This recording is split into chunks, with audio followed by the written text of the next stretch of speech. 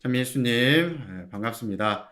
오늘은 예로니모 사제학자 기념일입니다. 이 예로니모 성인은 히에로니무스라고도 불리우는 인물이고 우리에게 잘 알려진 이 70인역을 라틴어로 옮긴 인물로도 유명합니다. 그래서 예로니모 성인은 라틴어 성경인 불가타를 작성한 인물로 잘 알려져 있는데요. 오늘 축일 맞이하신 분들 계시면 또 축하 인사를 드리고자 합니다. 축일 축하드립니다. 네, 오늘 일독서는 이 느헤미야기가 나오고 있습니다. 느헤미야기의 느헤미야는 페르시아 임금인 아르타크세르크세스 1세의 고위 관직인 헌작시종이라고 이야기를 합니다. 성경에 보면 헌작시종 혹은 제빵시종 이러한 직책이 등장을 하게 되는데 임금의 가장 옆에서 술과 빵을 올려주는 역할을 맡은 직책을 뜻합니다. 느헤미야를 이야기하면서는 이 에즈라 사제를 이야기하지 않을 수 없는데요. 왜냐하면 동일한 시대에 활동했던 인물이기 때문입니다. 오늘 나오는 느헤미야 8장의 내용에서 에즈라는 이 사람들에게 율법을 읽어주게 됩니다.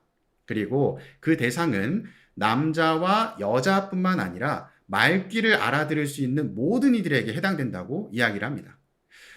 이 율법이라고 하는 것에 접근할 수 있었던 인물은 이 남자에게만 해당이 되었었고 또 심지어 30살이 넘은 성인에게만 해당되었었던 내용인데 오늘 독서에서는 남자 그리고 여자 심지어 어린아이에게까지 율법을 알려주는 것을 통해서 조금 더 이 변화가 일어났다, 엄청난 변화가 일어났다라고 하는 사실을 알게 되는 것이죠. 이러한 변화가 일어나게 된 이유를 살펴보면 이 역사적인 얘기를 안 할 수가 없는데요. 유배 이후의 상황에서 좀 더 나은 상황으로 돌아가기 위해서입니다. 바빌론 유배 이후에 예루살렘으로 돌아온 유다인들에게는 커다란 문제가 있었어요. 그것은 예루살렘 땅에서 이민족들과 결혼하여 살고 있던 이들이 있었기 때문입니다. 이들은 유다인이지만 유다인이 아닌 인물들이었고 그들이 차지한 땅을 다시 회수해야만 했습니다. 그래서 토라의 올바른 해석과 가르침에 이어 에즈라는 이방 여자들과의 혼인을 금지하는 조치를 내립니다. 에즈라가 도착하기 전에 유다 공동체는 이미 혼종혼의 문제로 분열되어 있었던 것을 또한 살펴볼 수가 있는데요.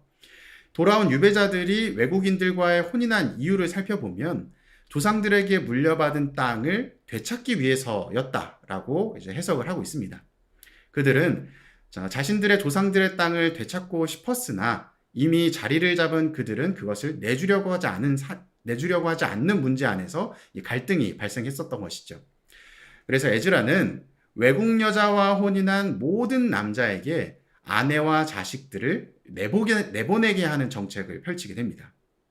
에즈라가 외국 여자들과의 혼인을 문제 삼은 이유는 두 가지인데 하나는 이 솔로몬의 정략적 혼인처럼 그들이 우상을 숭배하고 유다인 남편들까지 우상 숭배에 끌어들이기 때문이고 다른 하나는 그들의 이 거룩한 씨라고 표현하는 곧 이스라엘의 이 순수 혈통을 오염시키기 때문이라고 이야기를 합니다. 이것은 돌아온 유배 공동체만이 순수하고 거룩한 존재들이다. 그들은 어떤 남은 자들, 선별된 자들이다라고 하는 생각에 뿌리를 둔 그러한 정책이라고 볼 수가 있습니다. 이방인 아내와 자식들을 내보내는 일은 공동체에게 엄청난 충격이었습니다. 이미 혼인으로 함께 살고 있었는데 나의 와이프와 또 자식들을 내보내야 된다는 것은 지금 생각해도 실로 일어날 수 없는 일들이었죠. 근데 그 당시에는 그 당시에도 마찬가지로 그러한 충격적인 사건이 일어나게 된 것입니다. 왜냐하면, 그들에게도 굉장히 충격적인 사건이었는데, 그게 왜 그러냐면, 사제들과 레위인들까지도 이방인 여자들과 혼인한 이들이 많았기 때문입니다. 이 어려운 상황에서 에즈라는 하느님께 간절히 기도하고 백성의 중지를 모아 이방인 추방 작업에 착수하였습니다. 에즈라와 느헤미야가 가장 중요하게 여겼던 것이 이 세 가지가 있는데요. 이 무너졌던 성벽을 재건하는 것과 그리고 또 성전을 보수하는 일, 그리고 우리들의 이 영적인 쇄신을 이루는 이 세 가지를 매우 중요하게 여겼습니다. 성벽과 성전은 외적인 조건을 회복하는 것인데 외적 조건을 아무리 완벽하게 회복하더라도 진정한 내적 쇄신을 이루지 않으면 이스라엘은 또다시 정체성을 잃고 바빌론 유배에 처했던 것처럼 이민족들 사이에서 방황하게 될 것이라고 생각을 했습니다. 그래서 둘은 그 옛날 하느님께서 모세를 통하여 자기네 조상들에게 내려주신 율법을 바탕으로 신하의 계약을 회복하고 백성을 쇄신하는 데 심혈을 기울이게 되는 것이죠.